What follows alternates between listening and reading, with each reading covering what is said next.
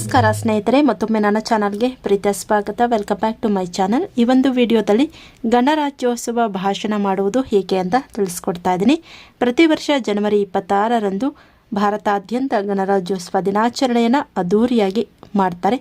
ಆ ದಿನದ ಮಹತ್ವವನ್ನು ಕುರಿತಂತೆ ಭಾಷಣ ಮಾಡುವುದು ಹೇಗೆ ಅನ್ನೋದನ್ನು ಈ ವಿಡಿಯೋ ಮುಖಾಂತರ ತಿಳ್ಕೋಬಹುದು. ಮೊದಲಿಗೆ ಎಲ್ಲರಿಗೂ ಶುಭೋದಯ.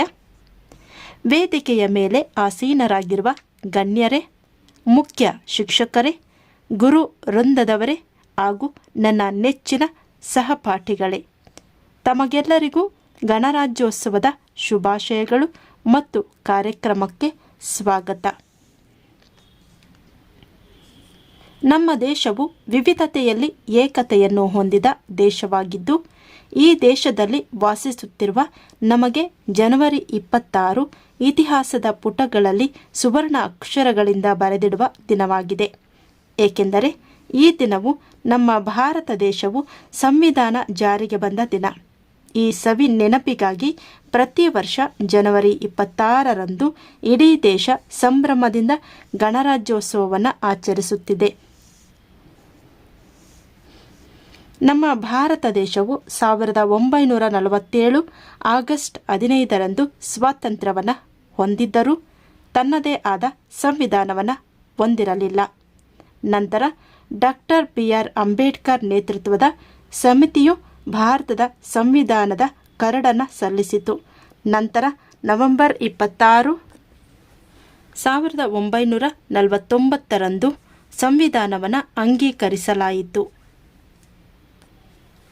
1949ರಂದು ಸಂವಿಧಾನವನ್ನು ಅಂಗೀಕರಿಸಲಾಯಿತು ಮತ್ತು ಅಧಿಕೃತವಾಗಿ ಜನವರಿ 26, 1950ರಂದು ಜಾರಿಗೆ ಬಂದಿತು. ಅದೇ ದಿನ ಭಾರತದ ಮೊದಲ ರಾಷ್ಟ್ರಪತಿಯಾಗಿ ಡಾಕ್ಟರ್ ರಾಜೇಂದ್ರ ಪ್ರಸಾದರು ಅಧಿಕಾರ ಸ್ವೀಕರಿಸಿದರು. ಗಣರಾಜ್ಯೋತ್ಸವ ದಿನದಂದು ದೆಹಲಿಯಲ್ಲಿ ಭವ್ಯ ಪೆರೇಡ್ ನಡೆಯುತ್ತದೆ. ಭಾರತದ ಮಿಲಿಟರಿ ಸಾಮರ್ಥ್ಯವನ್ನು ವಿಶ್ವಕ್ಕೆ ಪ್ರದರ್ಶಿಸಲಾಗುತ್ತದೆ.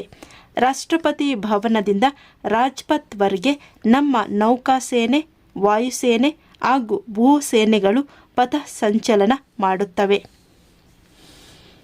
ಧೈರ್ಯ ಸಾಹಸಗಳಿಂದ ಮಹತ್ವದ ಸಾಧನೆ ಮಾಡಿದ ಮಕ್ಕಳಿಗೆ, ಸಾಧಕರಿಗೆ ಕೀರ್ತಿ ಚಕ್ರ, ಅಶೋಕ ಚಕ್ರ, ಪರಮವೀರ ಚಕ್ರ ಇನ್ನೂ ಮುಂತಾದ ಪ್ರಶಸ್ತಿಗಳನ್ನು ಗಣರಾಜ್ಯೋತ್ಸವದ ಸಮಯದಲ್ಲಿ ನೀಡಲಾಗುತ್ತದೆ.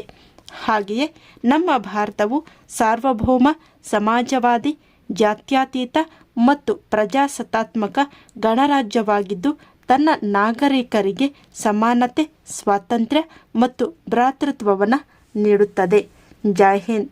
ಇದಾಗಿದೆ ಸ್ನೇಹಿತರೆ, ಗಣರಾಜ್ಯೋತ್ಸವ ದಿನದಂದು ನೀವು ಮಾಡಬಹುದಾದಂತಹ ಅದ್ಭುತ ಸರಳ ಪುಟ್ಟ ಭಾಷಣ. ಮತ್ತೆ ಭೇಟಿಯಾಗೋಣ ಮುಂದಿನ ವಿಡಿಯೋದಲ್ಲಿ. ಧನ್ಯವಾದಗಳು.